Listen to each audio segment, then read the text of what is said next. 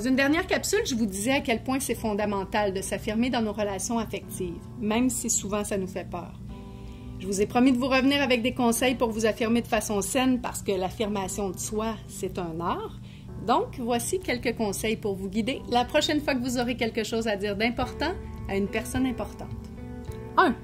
D'abord, quand vous pouvez puis que la situation s'y prête, précisez puis même préparez ce que vous avez à dire. Pour avoir un message clair, il faut avant tout éclairer ce qui se passe à l'intérieur de nous. 2. Parlez d'un seul problème à la fois.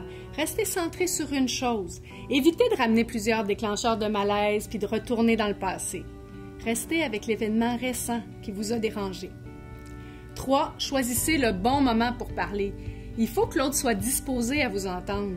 Si vous voulez parler d'un sujet important à votre conjoint puis qui est fan de hockey puis que vous choisissez le soir de la finale de la Coupe Stanley à la 3e période du 7e match, c'est fort possible que vous ne soyez pas la bienvenue parce que vous n'aurez pas tenu compte de sa disponibilité à lui à vous écouter puis à vous entendre.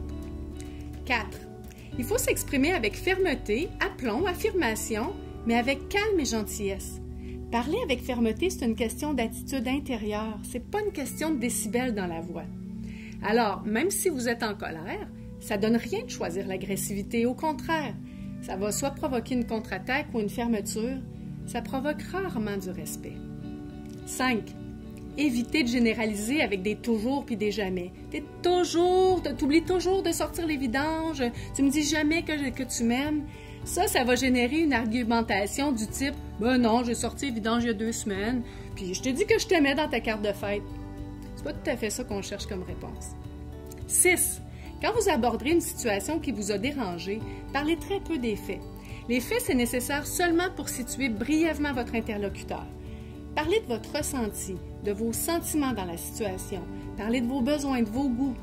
Parce que les faits, ça peut toujours être débattu par l'autre. Notre vécu, jamais. 7. Parlez pas avec des reproches, des jugements, des culpabilisations. Ça, c'est des attaques, puis les attaques, ça provoque des contre-attaques. S'affirmer, ça ne veut pas dire qu'on dit à l'autre qui n'est pas correct. Ça ne sert pas non plus à nous imposer, ça sert à nous positionner.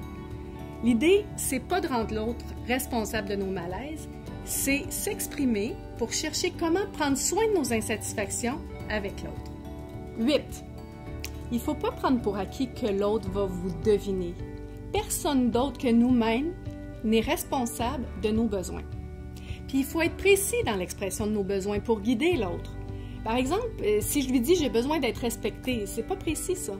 Si je lui dis « j'aimerais ça, si tu veux m'emprunter quelque chose, la prochaine fois que tu me le demandes avant », ça c'est précis, puis il va savoir quoi faire. 9. Savoir écouter la réponse de l'autre sans l'interrompre. Ça, c'est simple à dire, mais très difficile à faire.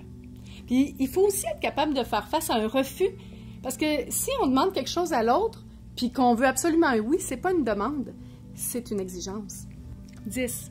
Le dernier conseil que je peux vous donner, puis qui regroupe tous les autres, c'est de vous mettre à la place de l'autre, puis de vous affirmer comme vous aimeriez qu'il s'affirme avec vous s'il avait le même message à vous livrer. Traitez-le comme vous aimeriez qu'il vous traite. Le respect, ça attire le respect. Ah, puis si vous vous dites « Ah, j'aurais tellement le goût de montrer cette capsule-là à mon conjoint, à ma conjointe », je vous dirais avant, réécoutez-la vous-même une 2e fois. Bonne affirmation!